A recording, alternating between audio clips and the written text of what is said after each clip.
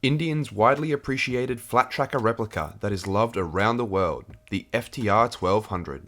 Up against one of the classiest bikes on sale right now, that even had the likes of Tom Cruise on board, the BMW R9T. These are two high-end, premium-style retro bikes that garner a sense of awe whenever seen on the road, and today we are putting them head-to-head in a direct specs comparison. Hey, I'm Kwackajack, and welcome to another episode of the Versus series, where we put two similarly matched bikes up on the chopping block to compare the styling, claimed engine and power stats, exhaust sounds, weight, suspension and brakes, fuel economy, features, and price. But before we get started, make sure to give this video a thumbs up, hit subscribe to join our fast-growing moto community, and let me know which one you think is going to come out on top. Alright, let's get straight into it. First of all, let's get a good look at the styling of both of these beauties. I'll throw up some photos of each now so you can decide which one you prefer.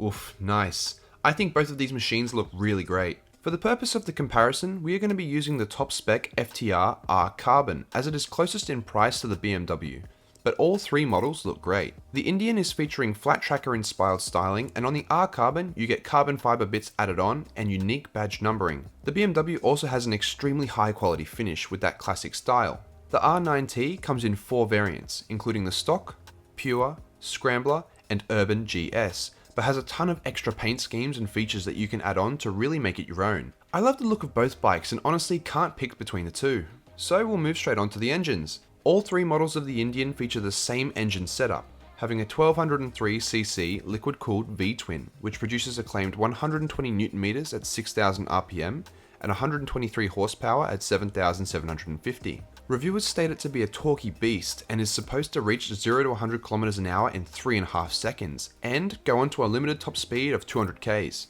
However, it's supposed to be able to get to that top speed in only 12 seconds, so it's a really quick bike. V-twins are famous for having a lot of personality, and I think the FTR would be an absolute hoot to ride.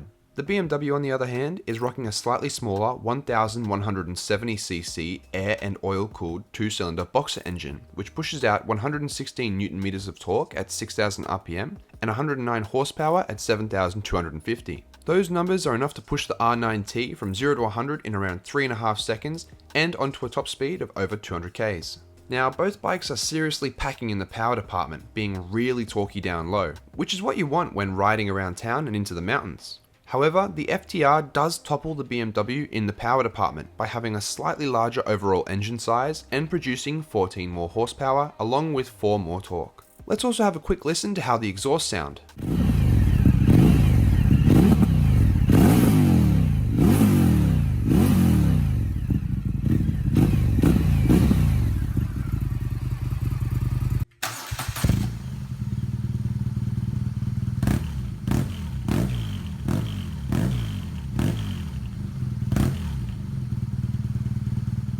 Oh man, they sound good.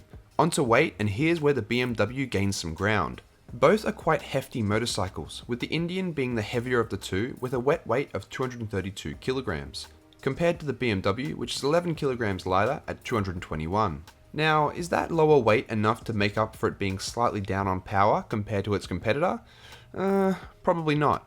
But I'd say you would definitely notice that Indian being the heavier of the two, and in the weight department, the Beamer is the clear winner. Now we come to suspension and brakes.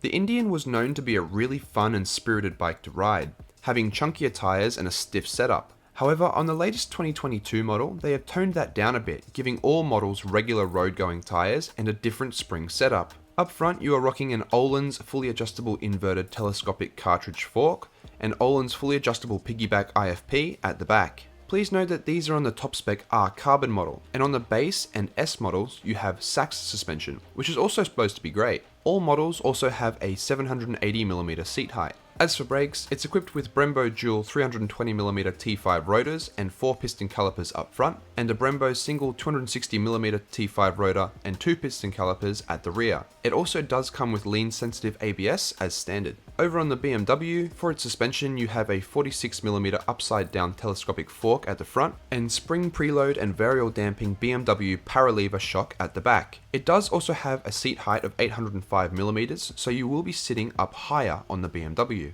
For its brakes, it comes with twin disc brakes with a diameter of 320mm and 4 piston calipers up front, and a single disc brake with diameter of 265mm and double piston floating caliper at the rear. It also comes with BMW Motorrad ABS Pro as standard. BMW likes to make their brakes sound so fancy, don't they? So as for which handles and brakes better, it will be personal opinion, but reviewers have stated both to be a lot of fun and very capable machines. I will throw in the note though that now the FTR has got more regular road going tyres instead of the chunkier flat tracker tyre ones that it used to have, its handling will be a lot more agile and it will handle a lot more like a traditional naked bike than its older version. Whether that's a good thing or bad thing is up to you.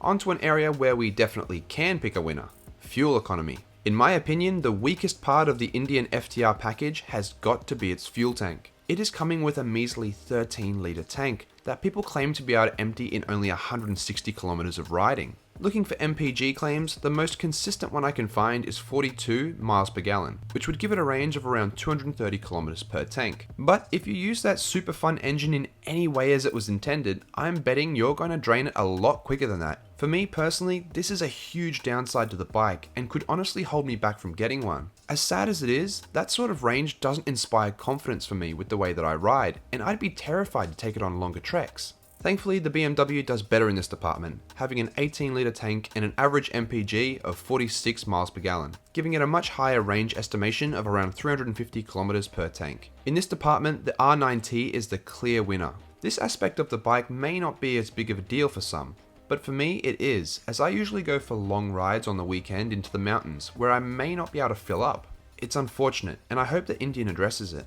Onto features, and we see the FTR redeem itself. As stated earlier, we are using the top spec R carbon version, as it is closest in price to its competitor, and that means you're getting a lot of great features. The notable features on the Indian FTR R carbon include ride modes, lean angle sensitive ABS, stability control, traction control, wheelie control with rear lift mitigation, USB charging port, cruise control, 4.3-inch ride command LCD touchscreen with Bluetooth, great styling and exposed frame, LEDs, carbon fiber bits, rear cylinder deactivation for improved heat management, and that blacked out Akrapovic exhaust and premium seat. On the middle spec S version, you also get most of these features except for the carbon fiber parts and Öhlins suspension. And on the base you lose a lot of them, having an older dash and hardly any rider aids. On the BMW, the notable features include LEDs, including cornering ones, USB charging socket, 2 rider modes, an analog style speedo with LCD, ABS Pro with dynamic brake control, automatic stability control, Euro 5 compliancy, and spoked wheels. There are a ton of extra add-ons and customizable options for the R9T to really be able to make the bike into a one-of-a-kind machine. And I really dig the option 719 paint scheme too. For features, both are well equipped, but if you choose to get either the S or R carbon versions of the FTR, you will be getting more features than the BMW, and for that reason, the FTR takes the win in this department. Lastly, we come to price. Both the Indian and BMW are premium products with a high quality fit and finish, and you will be paying for it. The top spec R carbon version of the FTR comes in at $25,999 right away, whereas the S version is $22,995, and the base is just under $20,000. All three variants are cheaper than its competitor, as the R9T has a right-away price of $26,398, and that goes up if you decide to customize it. In the price department, the Indian is the winner, with even the top spec model being cheaper than the opponent. If you were to ask me though, I think the S model of the FTR is probably the best option, as you're getting majority of those features and it's a few grand cheaper. So there you have it. Would you have the more powerful, cheaper, and better equipped Indian, even though it is let down by that really tiny tank? Or the beautifully styled, lighter, and more customizable BMW? Both of these bikes are really beautiful and I don't think you could go wrong with either. I just wish the Indian would improve that tank. But let me know down in the comments below which one you prefer. And while you're down there, give me a suggestion for the next 2 bikes you'd like to see go up on the chopping block for a specs comparison. Thanks again for watching the video. Until next time, see ya!